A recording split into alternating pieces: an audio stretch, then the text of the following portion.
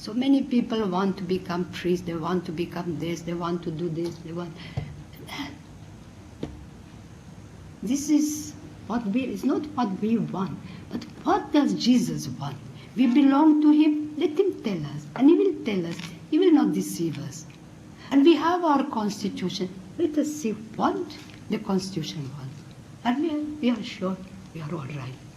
No one is so sure as we religious. Nobody is so sure as we religious if we go by our constitutions.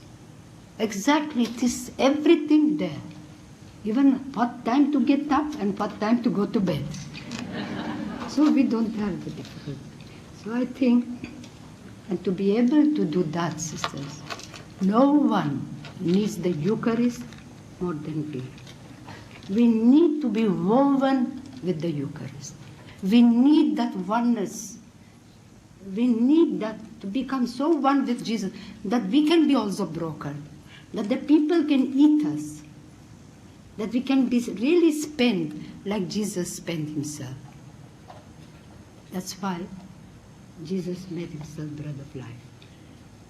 And for us, for you and for us, all of us, who have to put that love for Jesus in a living action, no one needs the Eucharist more than we.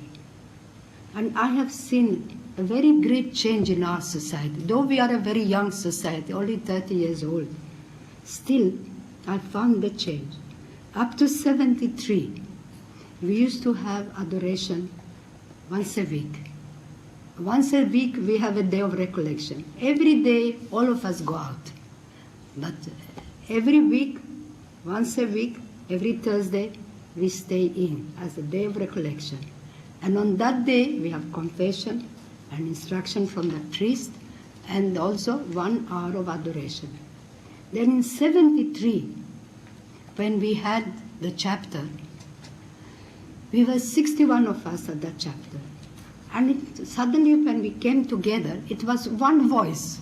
Mother, we want to have adoration every day, 1 hour. I said, no, not possible. We have so much work to do. We have lots of work to do. The sick, the dying, the lepers, the children, and so on. I said, it'll be very difficult. And I don't know what happened. We prayed. I prayed and prayed and prayed. And then we are able to have the adoration every day without cutting the work, without depriving the poor of the work. And I can tell you from that time, there is a much greater intimate love for Jesus. Really, everybody is trying to fall in love with Jesus. And then there's a much greater understanding love between us, much greater.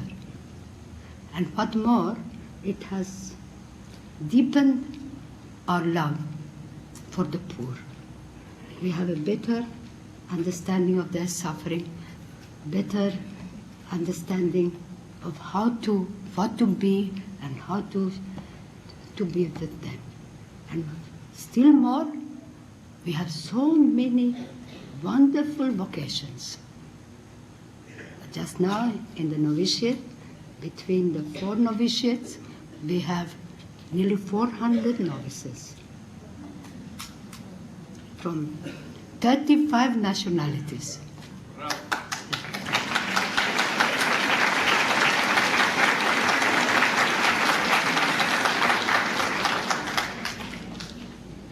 And it is wonderful to see the generosity and the love of, and I always say that it is the fruit of the Eucharist, of the presence of Christ, of our adoration.